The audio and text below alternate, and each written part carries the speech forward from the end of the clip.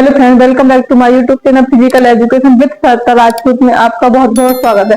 Friends, आज हम आपको न्यू टॉपिक पढ़ाने जा रहे हैं, स्पोर्ट ट्रेनिंग। जैसे कि कहा जाता है स्पोर्ट ट्रेनिंग क्या है, इसका अर्थ, इसकी परिभाषा एवं इसके उद्देश्य के बारे में बताएंगे। आज हम स्पोर्ट ट्रेनिंग का अर्थ, परिभाषा और इसके उद्देश्य के बारे में आज हम बताएंगे। स्पोर्ट ट्रेनिंग है क्या, इसका अर्थ मतलब स्पोर्ट ट्रेनिंग मतलब नॉर्मल भाषा में भी कह सकते, मतलब खेल प्रशिक्षण में जो परिवर्तन आए, मतलब परिवर्तन आना ही स्पोर्ट ट्रेनिंग है। इसका अर्थ है खेल प्रशिक्षण एक विशेष प्रकार का प्रशिक्षण है। खेल प्रशिक्षण एक विशेष प्रकार का प्रशिक्षण है जिसका उद्देश्य खेल में उच्च प्रदर्शन करना या क्षमता में सुधार करना है। जिसका उद्देश्य खेल में उच्च प्रदर्शन करना या क्षमता में सुधार करना, उच्च प्रदर्शन करना व क्षमता में सुधार करना है। और इसमें एथलीट के शारीरिक, तकनीकी, मानसिक और नैतिक कौशलों का विकास, शारीरिक, तकनीकी, मानसिक और नैतिक कौशलों को विकसित कर प्रतियोगिता में उसके प्रदर्शन को उच्च स्तर तक पहुंचाना स्पोर्ट ट्रेनिंग का अर्थ है। खेल प्रशिक्षण एक विशेष प्रकार का प्रशिक्षण जिसका उद्देश्य खिलाड़ी को उच्च प्रदर्शन के लिए पहुंचाना है, उसमें सुधार करना है। जैसे एक एथलीट में देखा जाता है तो एथलीट की शारीरिक एवं मानसिक एवं नैतिक कौशलों का विकास कर प्रतियोगिता के उच्च शिखर तक ले जाना ही स्पोर्ट ट्रेनिंग है। और इसमें स्पोर्ट ट्रेनिंग की परिभाषा, ये हमारा हो गया अर्थ।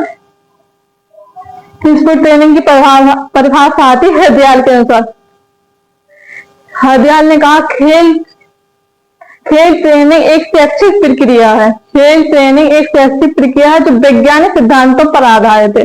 हरदयाल जी ने कहा खेल ट्रेनिंग एक शैक्षिक प्रक्रिया है जो वैज्ञानिक सिद्धांतों पर आधारित है, जिसका उद्देश्य खिलाड़ी के उच्च प्रदर्शन के लिए तैयार करना है।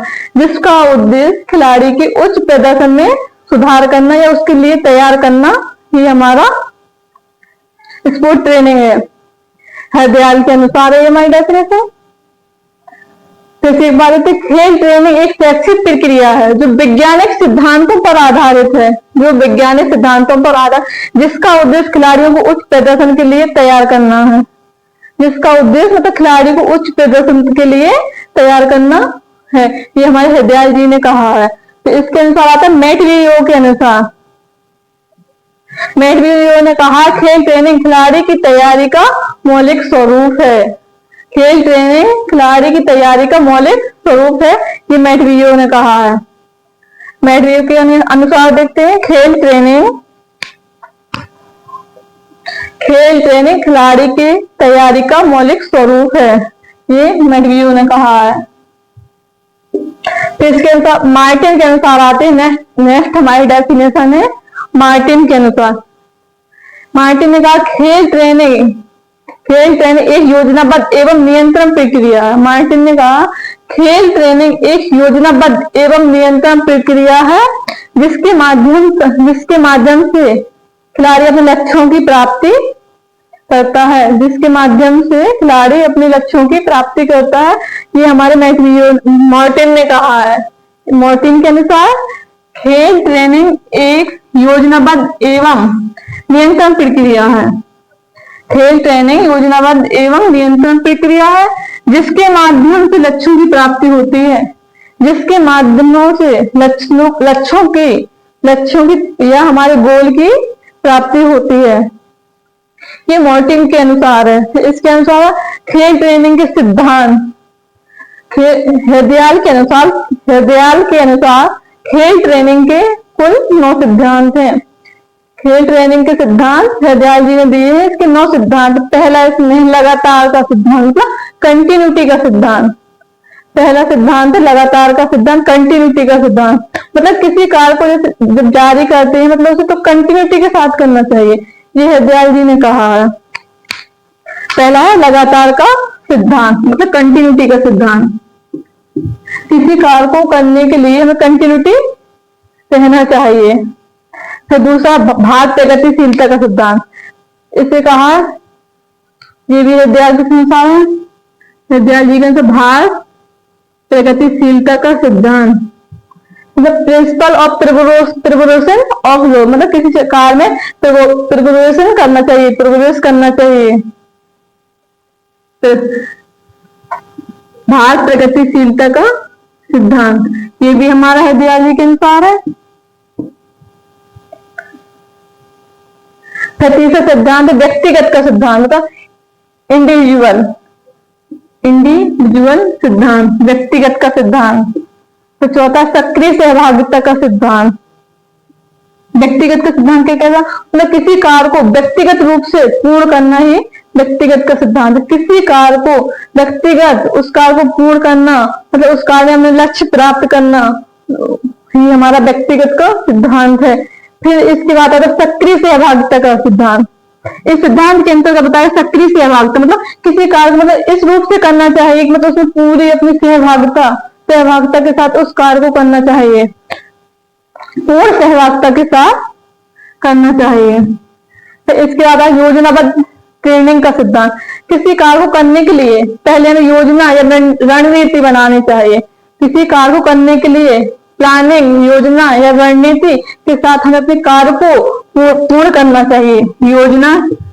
योजनाबद्ध ट्रेनिंग का सिद्धांत हरदयाल के अनुसार। इसके बाद सामान्य विशिष्ट तैयारी का सिद्धांत, मतलब किसी कार्य के लिए हमें सामान्य मतलब जनरल क्रिया तो करना चाहिए, लेकिन पर्टिकुलर जो कार्य हमें करना है उसके लिए कुछ विशिष्ट एक्सरसाइज का प्रयोग करना चाहिए। सामान्य मतलब जनरल क्रिया तो करना चाहिए, जैसे इसमें ले लिया हमने वॉलीबॉल, तो उसकी कुछ विशिष्ट स्किल का हमें प्रयोग करना चाहिए। सामान्य एवं विशिष्ट तैयारी का सिद्धांत, ये हमारा छठवां नंबर का। सातवां है स्पष्टता का सिद्धांत, मतलब किसी कार्य को करने के लिए पूर्ण रूप से स्पष्ट होना चाहिए कि हम मतलब ये कार्य करने के लिए जा रहे हो, मतलब उसमें मतलब स्पष्ट तरीके से करना चाहिए। ये हमारा स्पष्टता का सिद्धांत है। सातवां चक्रीयता का सिद्धांत।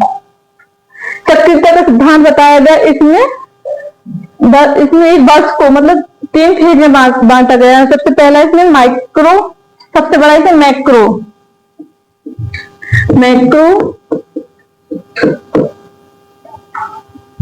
चक्र, फिर इसमें आ जाएगा मीजो चक्र,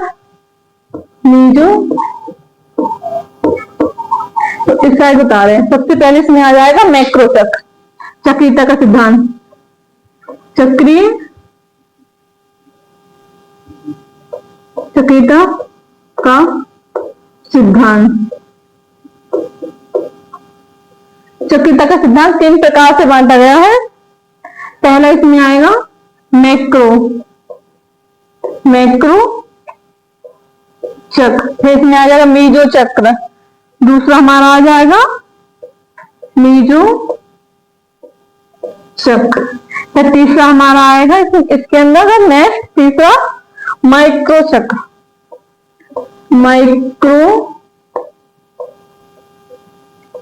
चक्र। जो मैक्रो चक्र होता है वो सबसे बड़ा होता है। मैक्रो चक्र सबसे बड़ा चक्र माना जाता है। जैसे किसी ट्रेनिंग के लिए कोई ट्रेनिंग वर्ष में चलती है, जैसे कोई ट्रेनिंग सप्ताह में चलती है, कोई ट्रेनिंग मतलब महीने के हिसाब से, मानसिक के हिसाब से चलती है, माह के हिसाब से चलती है। जो मैक्रो चक्र होता है ये सबसे बड़ा चक्र होता है, इसमें 3 से 12 माह तक चलता है। मैक्रो चक्र सबसे बड़ा चक्र होता है, ये हमारा 3 से 12 माह तक चलता है।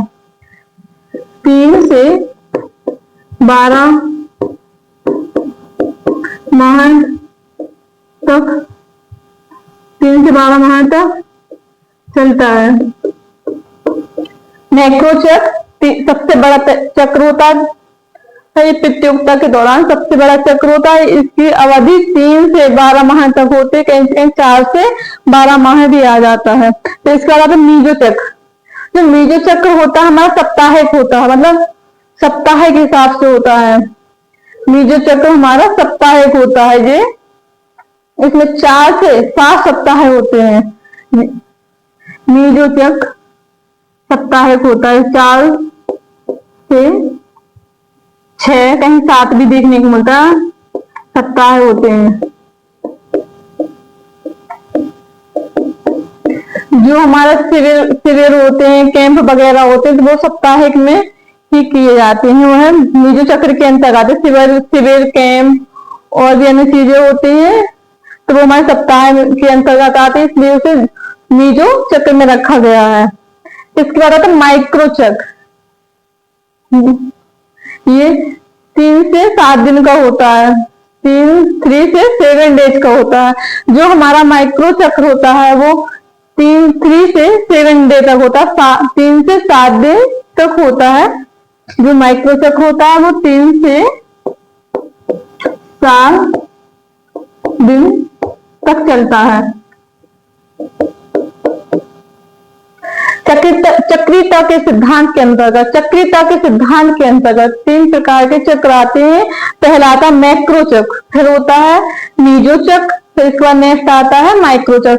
जो मैक्रो चक्र होता है वो सबसे बड़ा होता है, ये वर्ष के हिसाब से बांटा गया है, 3 से 12 महीने तक का होता है। जो हमारा मीजो चक्र होता है, जो साप्ताहिक में देखा जाता है, ये कहीं 3 से 6 सप्ताह या कहीं 3 से 7 सप्ताह तक बताया गया है। ये साप्ताहिक चक्र होता है, जैसे शिविर कैंप वगैरह में इसे यूज किया जाता है। तो जो माइक्रो चक्र होता है, सबसे सूक्ष्म छोटा चक्र होता है, 3 से 7 दिन तक का होता है। फिर इसके बाद परिणाम प्राप्ति का सिद्धांत, मतलब रिजल्ट का सिद्धांत। परिणाम प्राप्ति का सिद्धांत, रिजल्ट का सिद्धांत इसे कहा गया है। परिणाम मतलब किसी कार्य को करने के बाद में देखा जाता है कि इसमें हमारा क्या रिजल्ट आ रहा है, हमने कितना इसमें अच्छा प्रदर्शन किया है, कितना अच्छी हमने इसमें प्रोग्रेस की है, मतलब कितने अच्छी तरीके से हमने इस सिद्धांत मतलब इस कार्य में विकास किया है। कितने परिणाम प्राप्ति का सिद्धांत कहता है कि मतलब हमने कितनी अच्छी तरीके से कार्य को किया है, हमारा रिजल्ट क्या आता है बाद में। ये सबसे लास्ट वाला हमारा आता है परिणाम प्राप्ति का सिद्धांत, इसे रिजल्ट देखा जाता है। पूरी वार्षिक मतलब रिजल्ट देखा जाता है, वार्षिक हो या मानसिक हो या साप्ताहिक हो, सबसे बाद में यही देखा जाता है कि हमारा रिजल्ट कितना अच्छा आ रहा है, कितना हमारा प्रदर्शन में सुधार हो रहा है। फ्रेंड्स, अगर हमारा वीडियो पसंद आया हो तो इसे लाइक करें, सब्सक्राइब करें, अपने दोस्तों के साथ शेयर करें।